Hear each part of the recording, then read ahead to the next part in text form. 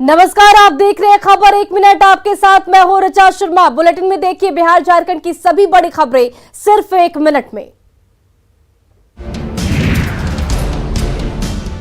रामगढ़ में मांडू प्रखंड के लैलो उत्तरी और लैलो दक्षिणी पंचायत में कई जगह पर भारी मात्रा में मीथेन गैस का रिसाव हो रहा है। इससे करीब 10,000 की आबादी परेशान है। साथ ही कई गंभीर बीमारियों के भी शिकार हो रहे हैं। ये क्षेत्र सीसीएल झारखंड उत्खनन परियोजना के अंतर्गत आता है। वर्तमान में एलियो उत्तरी पंचायत के मुंडल टोंगरी और पूठीटाड़ में डीप बोरिंग से भारी मात्रा में मीथेन गैस का रिसाव हो रहा। गैस का प्रेशर अधिक होने से डीप बोरिंग 10 से 15 फीट ऊंचाई तक पानी फेंक रहा है। वहीं उपजाऊ खेत भी गैस के प्रभाव में आकर खराब हो रही है। इधर सीसीएल प्रबंधन की लापरवाही से भी लोग नाराज दिख रहे हैं। दोनों स्थानों पर गैस रिसाव के कारण तेज आवाजें आ रही है। दोनों डीप बोरिंग उपजाऊ खेत में है और इसके कारण किसानों का उपजाऊ खेत खराब हो रहा है। सीसीएल प्रबंधन गैस रिसाव को रोकने के लिए फिलहाल कोई कदम नहीं उठा रही है।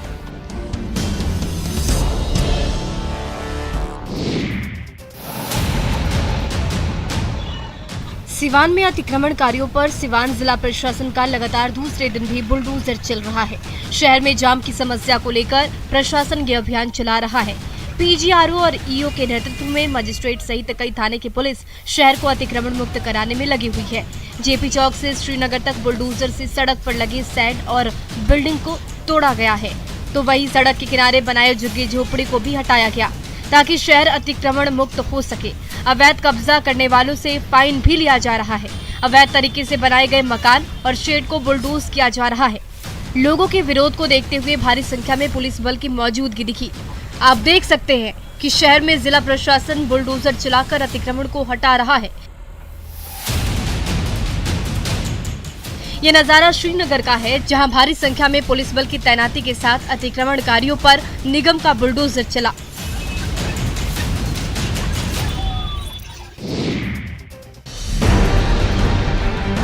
गिरिडीह के भंडराडीह में स्थानीय मुस्लिम युवाओं को ब्रेन वॉश करने के मामले में एक ही समुदाय के 2 पक्षों में खूनी संघर्ष हो गया। इसमें 2 लोग घायल हो गए। इसी के साथ पैगंबर मोहम्मद के प्रति भी नफरत फैलाई जा रही थी। बताया जा रहा है कि बिहार के दरभंगा, मुजफ्फरपुर, रांची और जमशेदपुर से गिरिडीह में कुछ लोग आए हैं। वे लोग मुस्लिम समुदाय के बीच नफरत फैलाने और भोले भाले युवकों को जिहादी बनाने के लिए ब्रेन वॉश भी कर रहे हैं।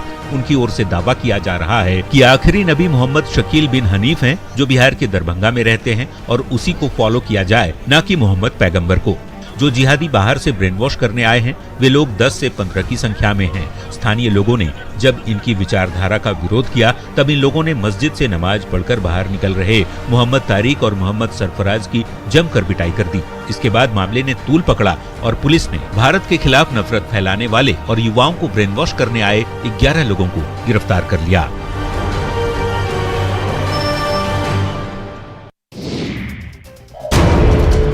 लोहरदगा में विशेष समुदाय की युवती से प्रेम करना आशिक को महंगा पड़ गया। युवती के परिजनों ने प्रेमी को बांधकर लाठी डंडे से पिटाई की।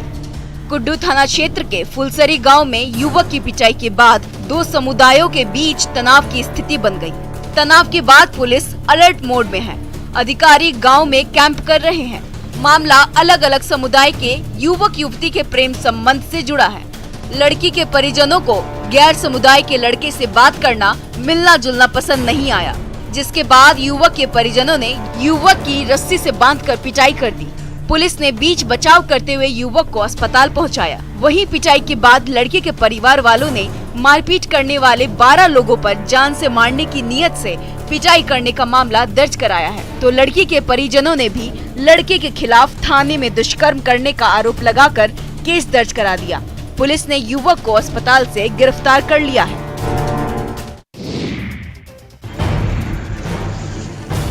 बिहार में पूर्ण शराबबंदी लागू करने के लिए प्रशासन लगातार कार्रवाई कर रहा है, पर माफिया हर दिन नए नए तरीके अपनाकर शराब तस्करी कर रहे हैं। अब तस्कर सैनिटाइजर के नाम पर शराब की तस्करी कर रहे हैं।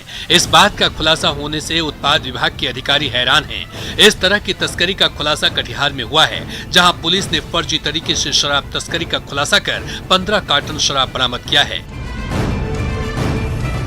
इसे सैनिटाइजर के नाम पर दिल्ली से निजी एजेंसी के लिए बुक किया गया था। मामले की जानकारी होने पर ट्रांसपोर्ट मालिक ने इसकी सूचना पुलिस को दी। पुलिस मामले की जांच कर रही है। हालांकि इस मामले में अभी किसी की गिरफ्तारी नहीं हो पाई है। जब्त शराब की कीमत लाखों में बताई जा रही है। वहीं पुलिस का कहना है कि लगातार कार्रवाई कर शराब तस्करों पर लगाम लगाई जा रही है और आगे भी इस तरह की कार्रवाई की जाएगी।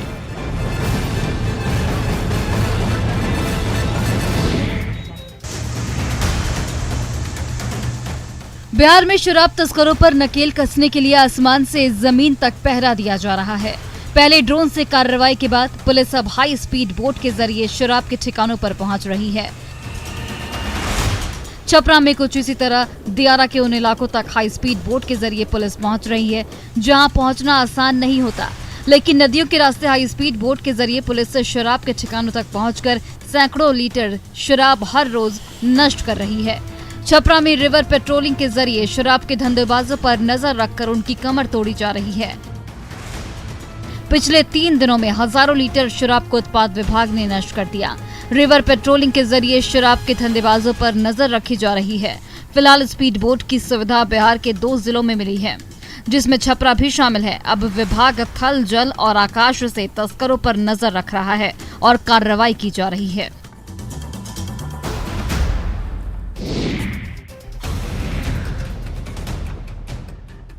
साहिबगंज में अवैध तरीके से नाव के जरिए स्टोन चिप्स को गंगा पार कर दूसरे राज्यों में भेजा जा रहा था। इसकी गुप्त सूचना के आधार पर 3 गंगा घाटों पर छापेमारी की गई। मदन शाही घाट, चानन और समदा घाट में औचक छापेमारी से हड़कंप मच गया। छापेमारी में मदन शाही घाट पर करीब 40 से 50 हजार CFT स्टोन चिप्स जब्त किया गया। जब्ती के बाद स्टोन चिप्स को संबंधित थाने को सौंप दिया गया, लेकिन किसी की भी गिरफ्तारी नहीं हो पाई है। वहीं डीसी का कहना है कि यदि किसी भी अधिकारी या कर्मचारी की संलिप्तता पाई जाती है या फिर उनके खिलाफ कोई सबूत पाए जाते हैं तो उन पर कार्रवाई की जाएगी। बताया जाता है कि अवैध खननकर्ता और परिवहनकर्ता के विरुद्ध कानूनी कार्रवाई की जा रही है। हालांकि इस अभियान में मौके पर कई बड़े अधिकारी मौजूद थे, साथ ही आगे इस तरह की कार्रवाई के निर्देश भी दिए गए हैं।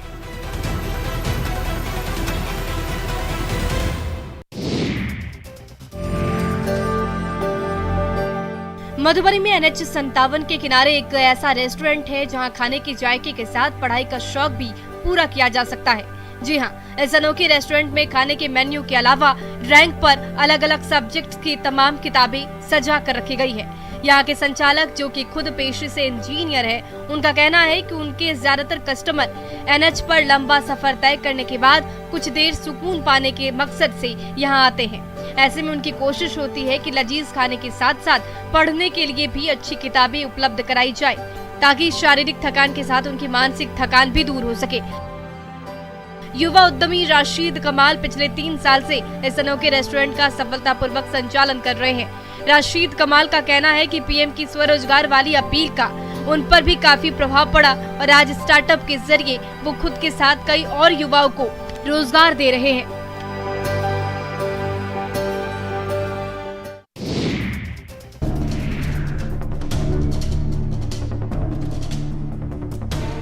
ये तस्वीर है गिरडी के लक्ष्मी बथान गांव की, जहां सड़क नहीं होने की वजह से लड़के और लड़कियां की शादी नहीं हो पा रही। आजादी के 75 साल बीतने के बाद भी इस गांव तक आने के लिए कोई रास्ता नहीं है। गांव में बाइक और साइकिल तक नहीं पहुंच पाता। बड़ी मुश्किल से लोग पैदल इस गांव में पहुंचते हैं। गांव में रास्ता नहीं होने की वजह से लोग अपनी बेटी और बेटे का रिश्ता नहीं जोड़ना चाहते हैं। आदिवासी बहुल गांव में करीब 500 लोग रहते हैं। हालत ये है कि गांव में कुंवारे लड़के और लड़कियों की संख्या में बहुत ज्यादा है। पिछले 2-3 सालों से लगातार रिश्तों को लेकर लोग आ रहे हैं, लेकिन रास्ता नहीं होने की वजह से रिश्ता नहीं जोड़ रहे हैं।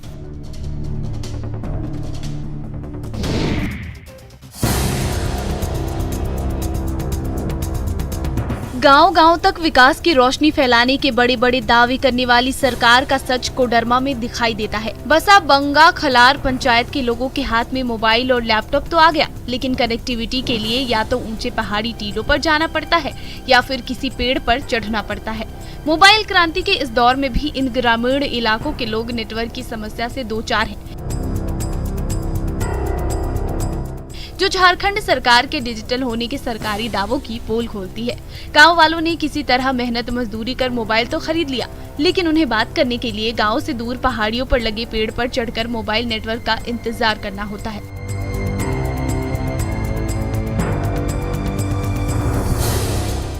अगर किसी के फोन में नेटवर्क दिख जाए तो ऐसा लगता है जैसे उसकी भगवान से भेंट हो गई। इसके साथ ही गांव में मूलभूत सुविधाओं की कमी है। ग्रामीण आज भी आदिम युग में जीने को मजबूर हैं।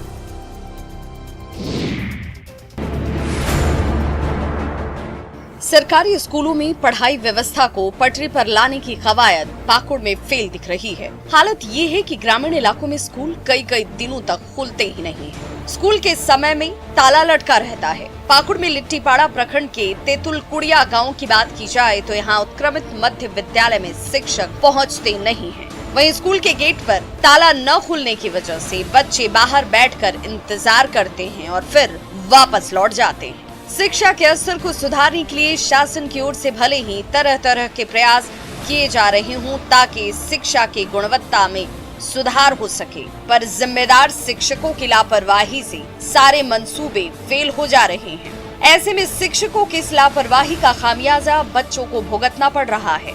वहीं इस मामले पर जिला शिक्षा पदाधिकारी ने संज्ञान लेते हुए जरूरी कार्रवाई का भरोसा दिलाया।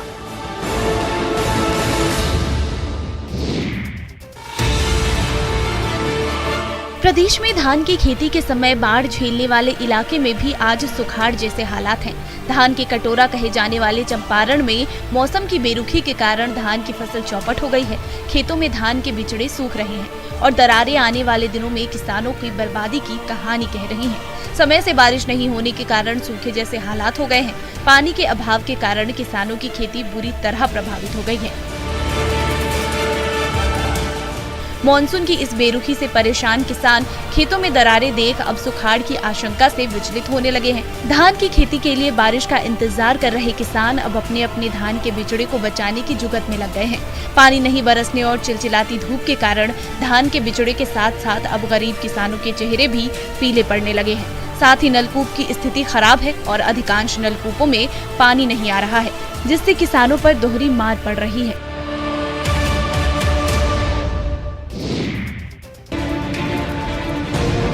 बगहा के दियारा इलाके में कटाव से ग्रामीण डरे सहमे हैं। गंडक नदी के कटाव में सैकड़ों एकड़ उपजाऊ जमीन धीरे धीरे समाती जा रही है। गंडक की विनाश लीला के कारण नदी के किनारे खेती कर रहे किसानों पर आफत आ गई है। गंडक नदी के घटते जलस्तर से दियारा के निचले इलाकों में भारी कटाव हो रहा है।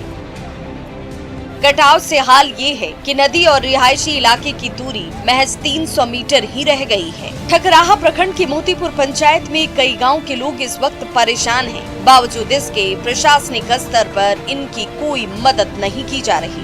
कटाव के डर से लोग अब पलायन करने को मजबूर हैं। नदी से लगातार कटाव की वजह से लोगों के अंदर दहशत का माहौल है। ग्रामीणों और किसानों ने प्रशासन से राहत और बचाव की मांग की, जबकि अब तक जल संसाधन विभाग की टीम ने इन लोगों की कोई सुध नहीं ली है।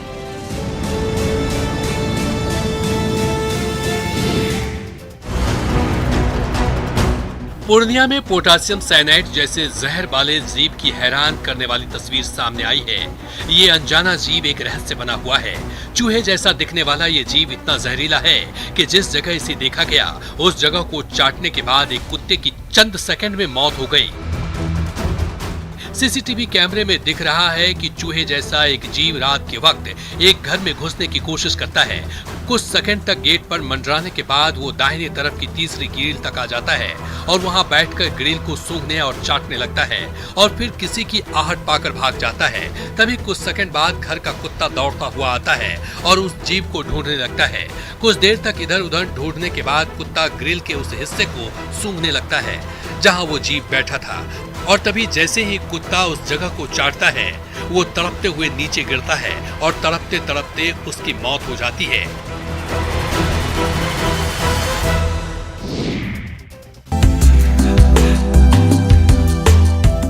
पटना में लगातार नई सड़कों की सौगात मिल रही है। जाम से निजात दिलाने के लिए सड़कों का चौड़ीकरण किया जा रहा है। सड़कों के चौड़ीकरण के लिए लगातार पेड़ काटे जा रहे हैं। ऐसे में पर्यावरण को बचाने के लिए तरु मित्र अभियान के तहत 10 लाख पौधे तैयार किए जा रहे हैं। तरु मित्र में पर्यावरण की पूजा की जाती है। यहाँ 400 से ज्यादा किस्म के पेड़ पौधे लगे हैं। पर्यावरण को बचाने और हरियाली के लिए यहाँ 10 लाख पौधे Tarumitra, Patna art college, Patna women's college के साथ कई स्कूल में तैयार किए जा रहे हैं, ताकि जहाँ जरूरत हो वहाँ पौधा लगाया जा सके। स्कूली बच्चे और कॉलेज के छात्र भी इस अभियान में मदद कर रहे हैं। सीआरपीएफ के कमांडेंट के साथ कई जवान भी इस अभियान में जुड़कर पौधे तैयार कर रहे हैं।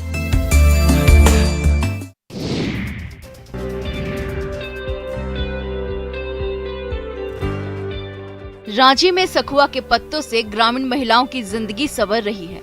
महिलाएं हर दिन 60 से 70 किलोमीटर की दूरी तय कर शहर आती है और शहर में सखुआ के पत्ता का प्लेट बेचकर अपने परिवार का पालन पोषण कर रही है। हमारे या आपके लिए ये मात्र एक पत्ता है, लेकिन इन महिलाओं के लिए ये उनके परिवार के पालन पोषण का एकमात्र साधन है। महिलाएं सुबह में जंगल जाकर पत्ते इकट्ठे करती है और फिर पत्ते को अपनी पीठ पर लादकर ट्रक में बैठकर रांची पहुंचती है। सुबह से शाम तक पत्ता बेचने का सिलसिला जारी रहता है। पत्ते का प्लेट बेचकर महिलाएं पर्यावरण को भी स्वच्छ रखने का संदेश दे रही है। सखुआ के पत्ते की एक खासियत है कि इससे पर्यावरण संतुलन बना रहता है। इससे किसी तरह का प्रदूषण नहीं फैलता है।